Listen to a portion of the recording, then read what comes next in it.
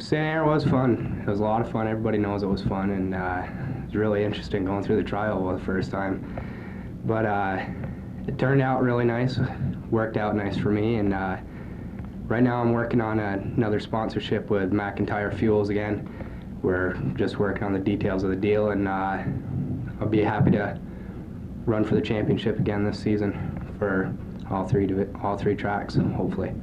Thank you. Merci, Marjorie. I'm very pleased to return at Plattsburgh for racing. I had a couple pretty good race finish, I think 10 or 11 years ago. And it's fun, it's not far from my home. And especially we bring the people from Montreal here, and I think it's very fun. And I would like to thank ECT for the invitation. Thank you, everybody.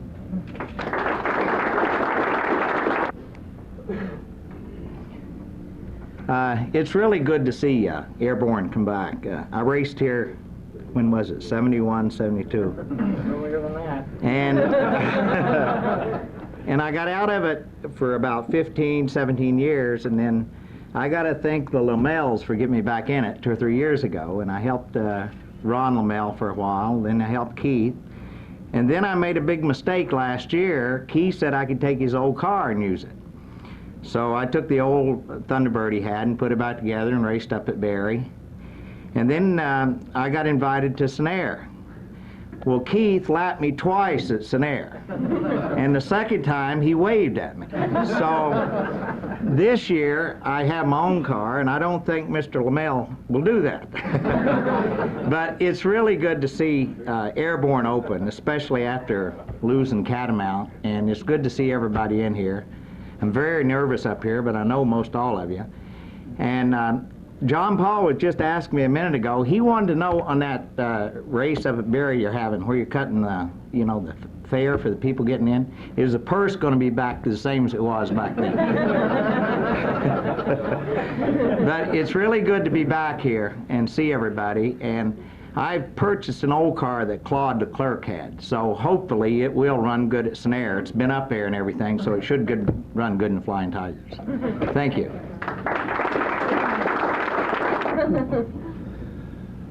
Yeah, as most of you remember, back in the 70s, my brother Bill ran, and there used to be a, I don't know how you say, a rivalry between the Vermonters and the New Yorkers. Well, the Vermonters have dominated that for about 20 years, I guess.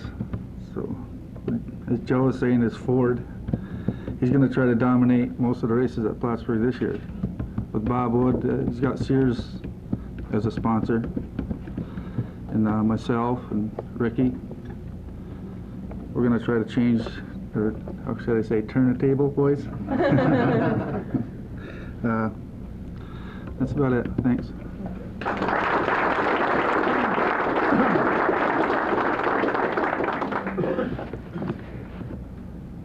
I want to thank everybody for coming here. I want to thank the first time I ever needed one of these things. I want to thank all the race drivers and sponsors, of course, for supporting this effort, and certainly you media people that have all come out, and you dignitaries, and that we invited.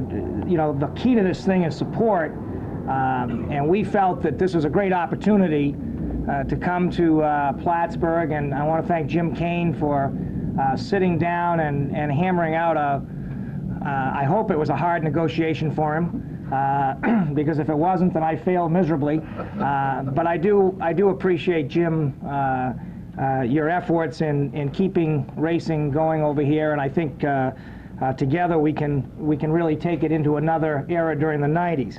That's the intent. And that's when we decided we'd come in and get this thing done. I loved Plattsburgh back in my formidable career because I had the best finish of my entire racing career back in 1965 here. In fact, it was the only time I ever finished in the top 5 in 4 years of racing these Tigers and/or back then the modified sportsmen, whatever they were. And I like it over here. I like the ferry ride. I like the atmosphere. This is a great race town, and it certainly has expanded over the years to cover more than simply the greater Peru, Schuyler Falls town of Plattsburgh area. I mean, we really think we can reach out now and get up into the Malone and down in Elizabethtown, and we've learned a lot over the years about how to promote, we think. So we're delighted to be here. We have grandiose plans, and unfortunately, like everything else, you come in with an idea, and then you get excited about it when it starts to come together, and so you go from simply paving a track to completely remodeling it, and you go way over budget, and you do all the things we all do when we get excited about projects. And I think that when we're all done, you're really going to have the replacement track for Catamount, but it'll be a 1990s track. And quite frankly, Catamount had a wonderful life, but it was done. The asphalt was no good. The track was too narrow. It wasn't right for these kind of cars that we're running nowadays, and it was not a track that was going to suit itself very well for the 90s.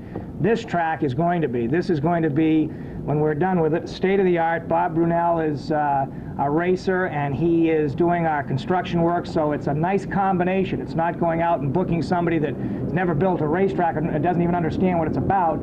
He understands the idea of when you lose a car, how are you able to bring it back and give us enough asphalt so you're not going to wreck your cars, and nice runoff areas so that if you do get loose or you get up in the marbles, you're not going to destroy your car. That's a real nice feature that we've got going into this thing. I think the other part of it is that we want to make this, the fact is that there are no professional sports left in our country that are affordable for families. You can't go to football games on a professional level, or baseball games or hockey games without spending a tremendous amount of money. That's just a sign of the times, unfortunately.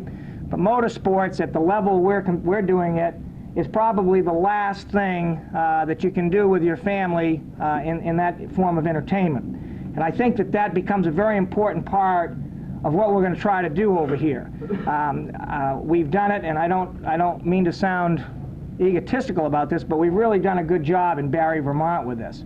You know, we still only charge $7 for a family in Barre to go in there on a Thursday night.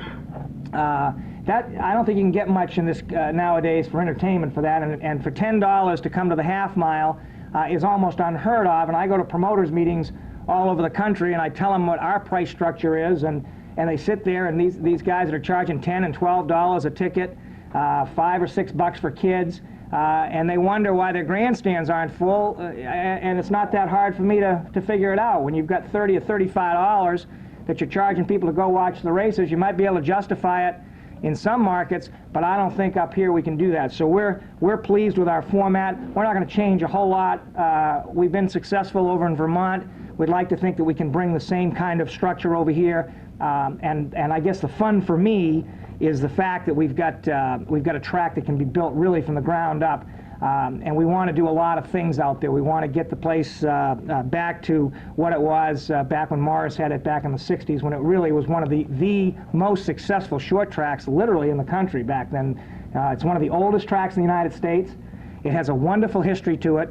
And I think that with our approach to managing it, I hope we can come in and set everybody on their ear over here with the thing. I would like to talk just quickly to you, if I can, before I answer your questions, about a couple of things.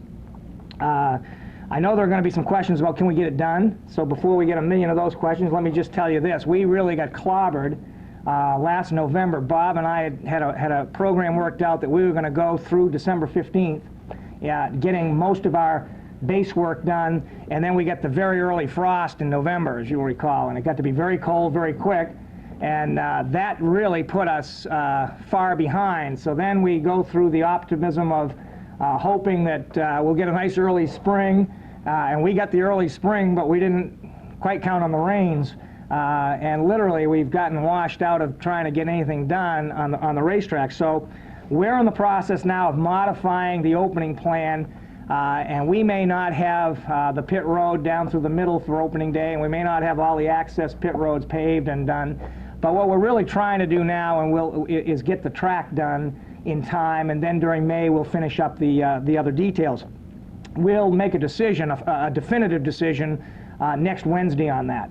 if we continue to just get rain after rain after rain, it's just going to be an impossible job. The water tables are so high that you'd be spending your money foolishly by building a track and then not having it right. So if we don't, we have a contingent plan that we'll announce next Wednesday in terms of when the opening will be over here, and we'll just go along, and we may miss a few weeks, but that over the long term that we plan to be here is not going to be the end of it by any stretch of the imagination. That's about our plans for Airborne. We have some real interest over here. We know there was a disappointment by a lot of the dirt fans and teams.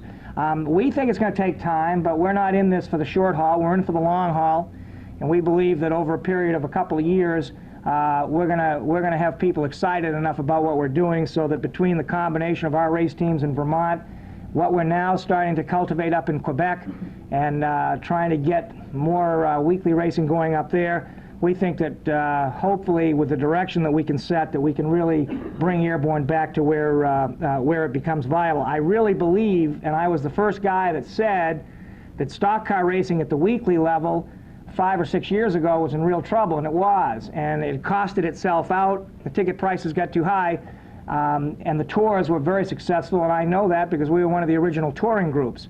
I really believe now, as we go into the 90s, that weekly racing is going to have a comeback. You know, we don't pay exorbitant purses. I think if you talk to any of these drivers, they'll tell you that. There's a reason for that. A lot of people don't